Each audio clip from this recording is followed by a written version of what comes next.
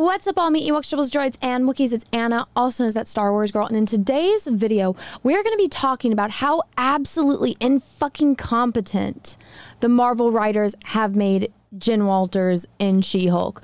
But before we get into that, guys, my channel is hardcore shadow banned here on YouTube, so every single like, share, comment really helps out my channel fighting the pesky YouTube algorithm, because they don't like it when people have opinions and speak their mind that doesn't go along with the narrative.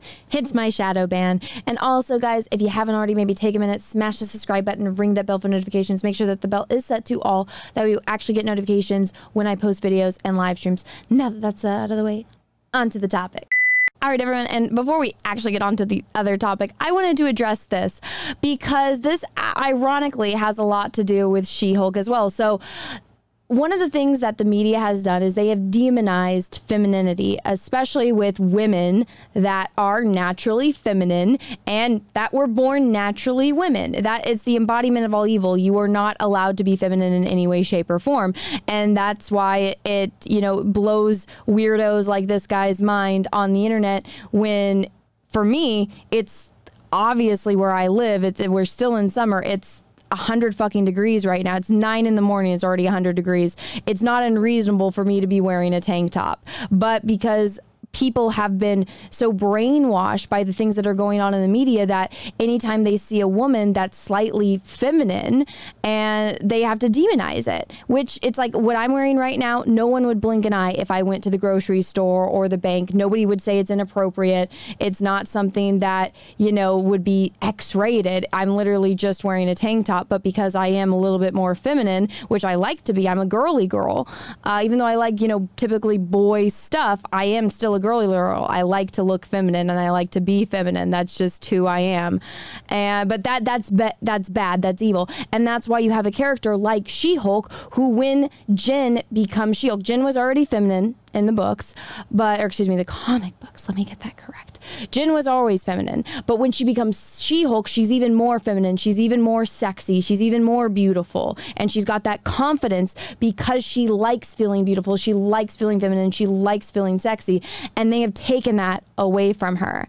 And I just found it ironic that, you know, people are that brainwashed that they have to insult you for wearing a tank top. But I just wanted to get that out of the way because I am going to be doing a little bit more of an in-depth, you know, discussion on this once the entire show has finished, because I'm waiting for them to actually see if they actually will let her be feminine and let her be the character. So we will see about that when the show comes to a conclusion. But let's get on to the actual topic, which is how they have made her the worst freaking lawyer. All right, now that little mini rant's out of the way, let's talk about the actual topic, which is how they have made Jen into a terrible fucking lawyer. Now, one of the things about her when she becomes She-Hulk is, like I said, she's extremely confident. She's sexy. She's put together. She knows exactly what she wants to say and how she's going to say it to make it, you know, hit. Just that extra mark. And that's empowering to her, which is why she stays in the She-Hulk form. And I think they must be saving money, because the only time they really have her as She-Hulk is when she's in the office, because her boss told her that she had to be in the She-Hulk form. And you can really tell that they are running out of budget and they must be saving it, hopefully for a big, like, epic fight scene. We'll see if they can even get that right. But it looks like it's like an animation for like a PS2 game. It's so freaking bad. And like the twerking scene, which I did a video on, you guys can go watch that if you would like even that, the animation is just absolutely terrible. And you know, you can tell why they're not having her be She-Hulk for a majority of the time. Like Jen even gets to the point where she can't even turn back into Jen, but She-Hulk can't turn back into her like Jen body, if that makes sense. But she doesn't really care because she prefers being She-Hulk. And so there's the scene, like the one that matters in this episode, which is where she's representing Abomination, and she's doing it as Jen, which I'm like, doesn't that defy like what your job title was? Aren't you supposed to be defending him as She-Hulk, but instead you're not, you're defending him as Jen? How come her boss isn't up in arms about that when that's literally like the thing where he's like, you need to be the face of our superhero division and we hired you because you're a superhero and you need to stay in the She-Hulk form? I think they really just couldn't afford it, and they probably couldn't didn't animate it, because even though it's Marvel and Disney where they have billions of dollars and all of the best artists in the world, but they can't do it. Like, people on YouTube could probably animate it better than what they've done, which is probably why they didn't, why they had her stay as, you know, regular Jen and not She-Hulk in that scene. And it's just, she just comes off as extremely unprofessional. The twerking in her freaking office is one thing, but then the way that she is as a lawyer, like, what lawyers is she watching for inspiration? I get that this is supposed to be a comedy, but even in comedies, the people are still professional. Go watch Frasier. Frasier is still he's a professional psychiatrist. Yes, he's a radio psychiatrist, but him and Niles, whenever you see them actually working, they're very good at their job, and that makes the jokes even funnier when they're making fools of themselves, because you know that these are very respected gentlemen in their field. And so it's even more funny when they're, you know, making fools of themselves. And that's part of the joke, which is, I mean, that's what happens when you have, you know, talented and very skilled people writing your show, as compared to this one where she's so gullible. She believes everything that everyone tells her all the time, which is not really how lawyers are. Yes, you have to be sympathetic to the person that you're, you know, you're working with, or you're defending, or you're, I don't even know the correct lawyer terminology, but I think that's the right terminology, right? Defending. You have to be sympathetic to the person that you're defending in court, because you obviously want them to win in some case, and she obviously believes Abomination. But she literally just takes everything at face value. She doesn't really do any of the research herself. Her, like, paralegal is looking up Wong on freaking Google and, like, looking at his stats and whatnot.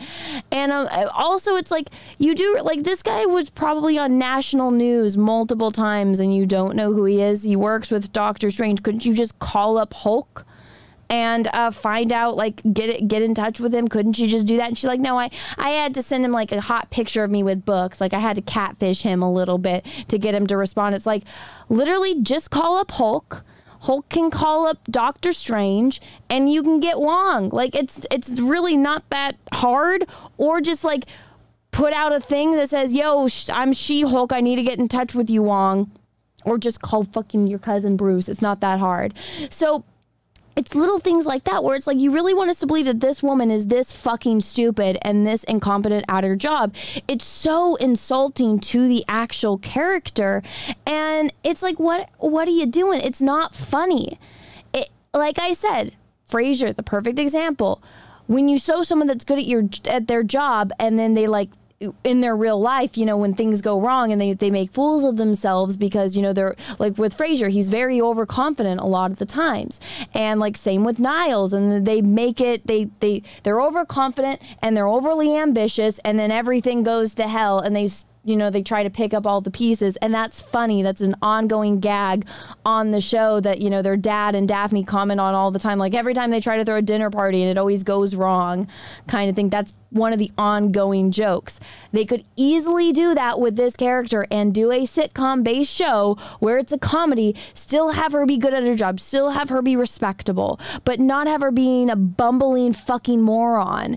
The only time that she has, like, some kind of intelligent factor in this show is when she's testifying and saying that her old coworker is basically, you know, a complete douchebag and narcissist. And even then, the way that she does it, she doesn't present it professionally. She's not professional at all. She's so like a matter of fact, in your face, like, this guy's a piece of shit, which, again, she should have done that as She-Hulk, which it doesn't make sense. They're really, the stuff that they budget this for, it's like, really, that's when you're going to use it and that's when you're not. It's like, all right, it doesn't make any sense. This show is just a fucking dumpster fire shit show, and it just keeps getting worse. I'm really hoping that somehow someone that can actually write, that's actually read these and actually knows what the fuck they're doing, will get a hold of the show. but we can only pray, right? At this point, it's not looking too good. But anyways, everyone, I just wanted to rant about that and get it off my chest. But let me know what you think about all of this down in the comment section below. If you guys liked this video, please smash the like button. If you didn't, that's okay too. Thank you so much for watching this far through. And if you guys haven't already, take a minute and smash the subscribe button, ring the bell for notifications. Make sure that the bell is set to all. That way you actually get notifications when I post videos and live streams. And guys, every single like, share, comment really does help my channel fighting the YouTube algorithm, and I would really appreciate it. Thank you. And with that being said, guys, until next time, I hope you all have a great rest of your day, morning, evening, afternoon, wherever you are in the world, and may the force be with you, because we are really going to need it. Bye, everyone. What's up, everyone, and thank you so much again for watching my channel and my content. And if you would like to support me further, because I am not sponsored in any way, shape, or form, as much as I want Mio to get behind me and sponsor me, because I love Mio, I actually created something. I created a cosplay calendar of some of your favorite video game characters, and this is the second cosplay calendar I have done.